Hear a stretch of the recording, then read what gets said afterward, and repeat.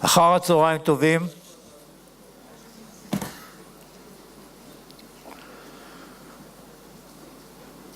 המושב הזה עוסק, למרות שהייתה תחרות קודם בפאנל אחד, לפני הפאנל האחרון, על יחסי ישראל ארצות הברית. בחומה, מר ארד ומר קם, אשמח מאוד אם תפסיקו להפריע. בחומה של הביטחון האסטרטגי של ישראל, מבחינה צבאית, מבחינה מדינית, מבחינה כלכלית, ארצות הברית היא נדבך מרכזי בחומה הזאת, חומת הביטחון מסביב לישראל. ומשהו קרה בשנים האחרונות. האבן הראשה הזאת בחומת הביטחון האסטרטגי מסביב לישראל, האבן האמריקאית מתנדנדת משהו. ויש כמובן דעות חלוקות, יש כאלו שטוענים ששום דבר מהותי לא קרה ביחסים הבסיסיים, ויש כאלו שטוענים שמשהו כן קרה. בפאנל הקרוב, שהוא מחולק לשניים, בעצם יש 4 שגרירים, 2 אמריקאים ו2 ישראלים ששירתו בתל אביב, אחד מהם שיושב על הבמה, השגריר דניאל שפירו, עדיין מכהן ויקהן איתנו עוד הרבה זמן אני מקווה.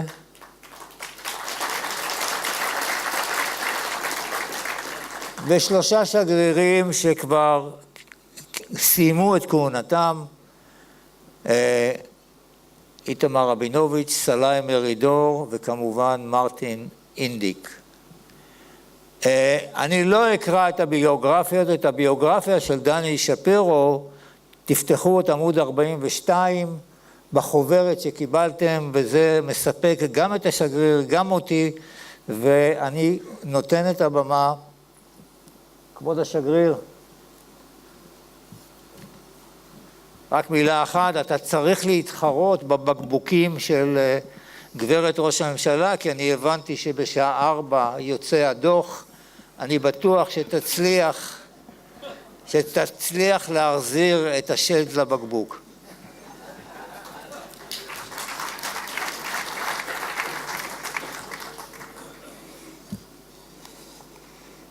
תודה, עודד, אני חושב. Thank you, Oded, for the warm welcome. And let me start by thanking General Udi Dekel and the INSS staff and the Institute's dedicated cadre of Israeli and international supporters for inviting me to this invaluable meeting. As you know, the U.S. Embassy has maintained a decades-long connection with this institution from its founding nearly 4 decades ago.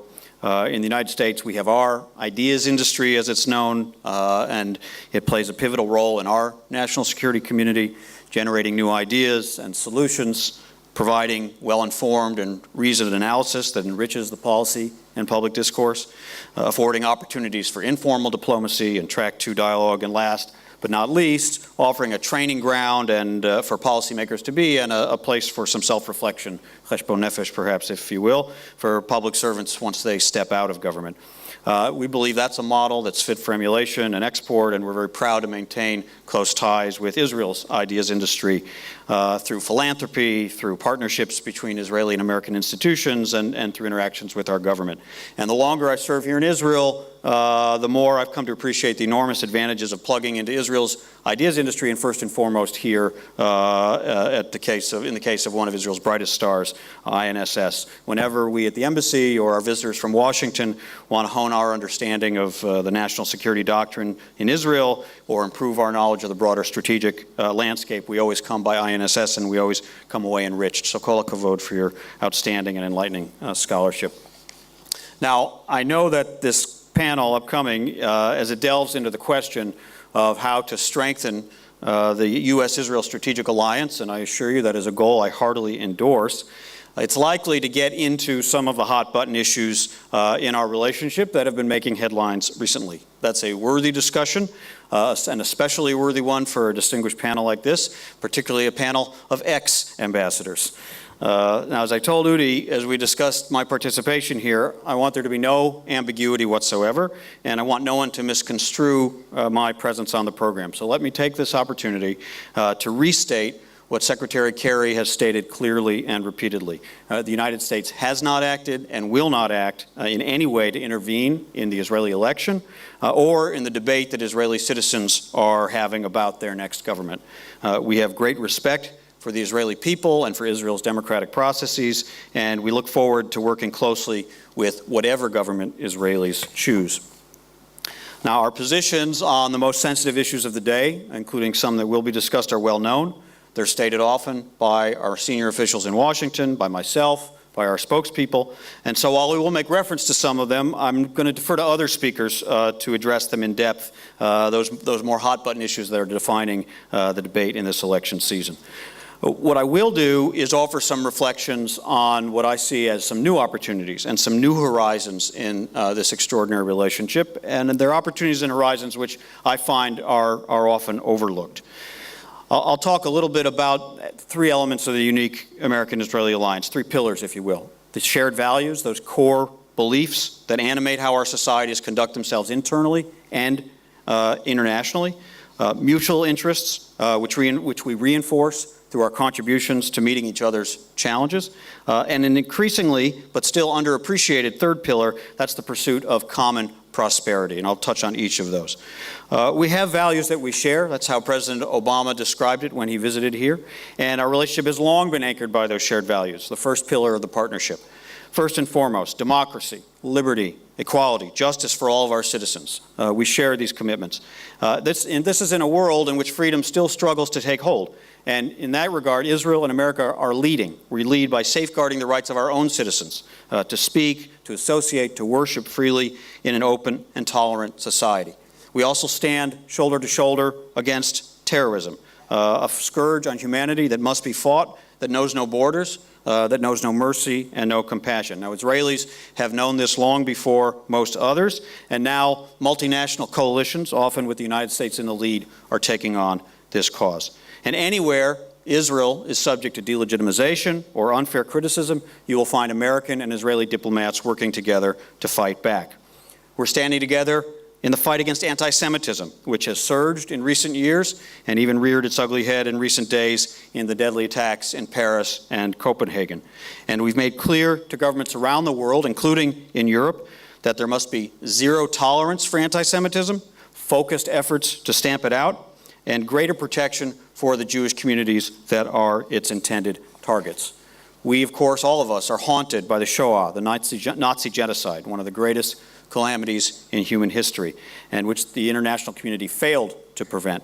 And with that in our minds, the United States and Israel are also united by a sacred commitment to prevent mass atrocities and genocide anywhere in the world. Israel and America share a common commitment to building a stronger international system for humanitarian relief. Our governments and our societies, our leaders, when it comes to disaster relief in places as far afield as the Philippines, Japan, and Haiti, and in responding to global public health crises like the recent outbreak of Ebola in West Africa. Israel and America also share an understanding that entrepreneurship, free enterprise, and innovation are the most powerful engines for human development. I'm proud that our social entrepreneurs, our philanthropists, and our civil societies are engaging each other as never before in innovative ways to ensure that the bottom line also addresses those less fortunate.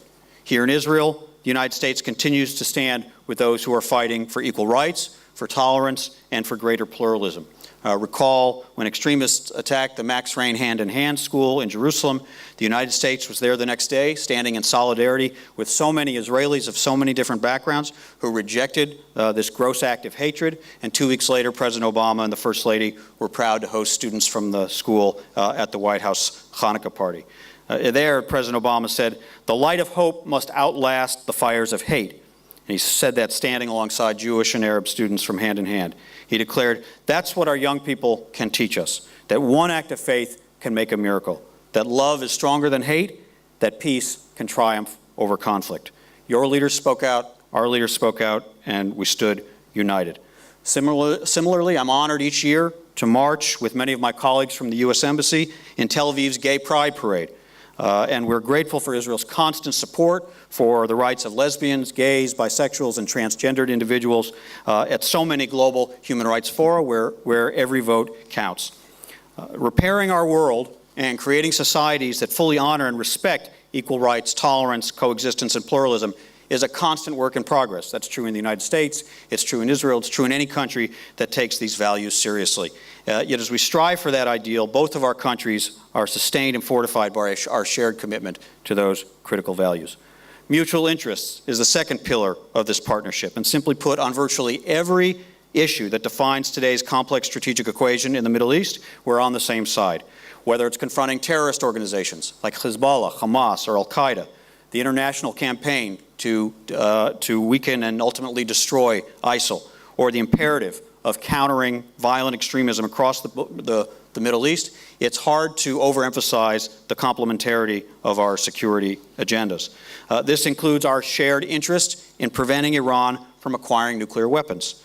The United States is determined to prevent it, and we will prevent it.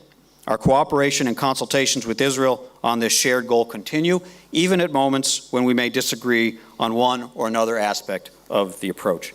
Just this week, White House Middle East Coordinator Phil Gordon has been in Israel, meeting with senior Israeli officials, and National Security Advisor Yossi Cohen will meet later this week in Washington with his counterpart, Ambassador Susan Rice, and our lead negotiator in the P5+1 talks, Undersecretary of State Wendy Sherman.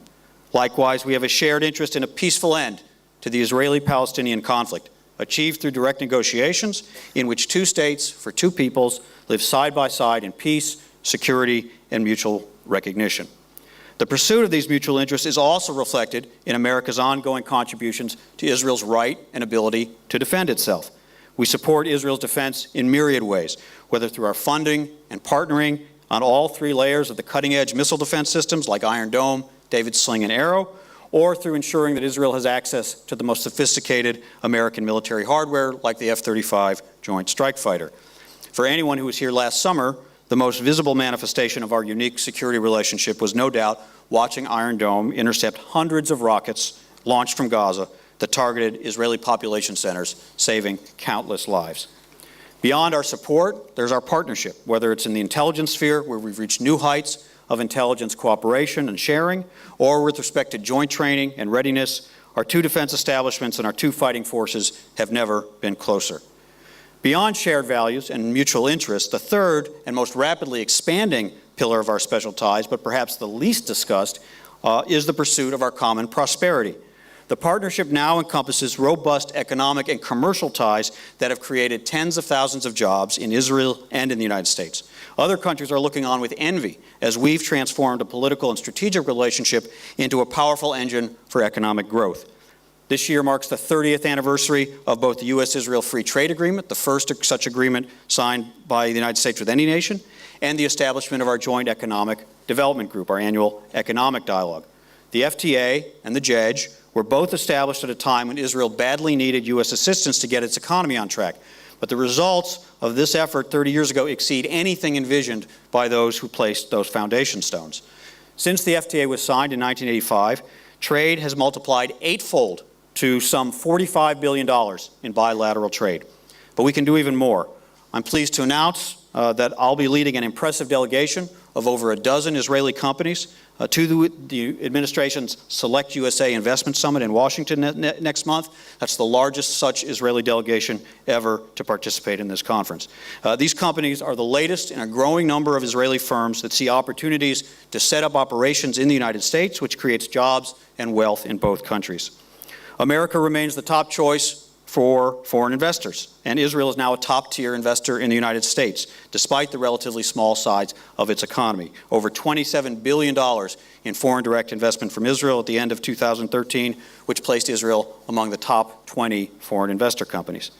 Many Americans are captivated by the story of Startup Nation, and President Obama said on his last trip that if you want to see the future of the world economy, and I quote, look at Tel Aviv, home to hundreds of startups and research centers. Across the entire high-tech sector, our relationship is booming. American companies account for 2/3 of the roughly 300 international research and development centers here in Israel, and in which critical components of American high-tech products are invented and designed. Every major American technology company has determined that in order to be globally competitive, they can't afford not to be here in Israel. Our capital markets are also deeply intertwined. I learned last week during my visit to the Tel Aviv Stock Exchange that there are currently 78 Israeli companies that trade on U.S. exchanges. That puts Israel in the top 3 of foreign countries with a combined market capitalization of $117 billion. We see great advances in water technology, such as the water desalination plant being built at Sorek near the Palmachim Air Force Base on what was formerly sand dunes, the most sophisticated and largest water desalination plant in the Middle East. The next Middle East war is not going to be about water, and that's significantly because that Israel, through desalination, through conservation, through irrigation techniques and recycling, has taken great strides towards solving its own century-old water crisis. Now that Israeli ingenuity and technology is helping us solve our own in the building of the largest western seawater desalination plant in the Western Hemisphere in Carlsbad, California. These are the pioneers of the 21st century, the chalutzim that are helping to ensure our common prosperity. At the U.S. Embassy, we take seriously our role. We support organizations like the Nazareth Business Incubator Center, NGOs like Meet, the Middle East Education Through Technology, which trains young people of different backgrounds in technology and entrepreneurial skills, the Kemach Foundation, which provides scholarships for higher education and vocational training for members of the Haredi community and other grantees, and our partnership with organizations like Breaking the Impasse. All of these give us the sense that high-tech and entrepreneurship can become also engines of social cohesion, social development, and peace. Now, as impressive as the last 30 years have been in these accomplishments, we look to the future and we think we can improve the trade and investment climate even further and harness untapped potential in our economies. American companies are already helping build Israel's natural gas infrastructure and supplying expertise that is helping Israel become more energy independent. We hope conditions enable this industry to continue to expand, to strengthen important regional partnerships, and to attract additional American investment. Moreover, there's still work to be done to bring down trade barriers on goods and services, such as agricultural goods, between our two powerful economies, and those are among our goals in the months and years ahead.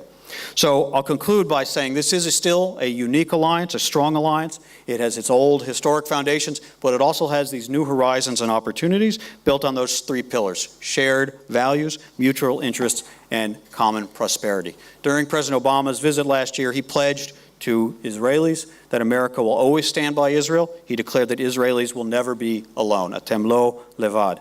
And as the United States ambassador in Israel, I'm confident and comforted that in this challenging and sometimes unforgiving part of the world, America is not alone either. Thank you very much.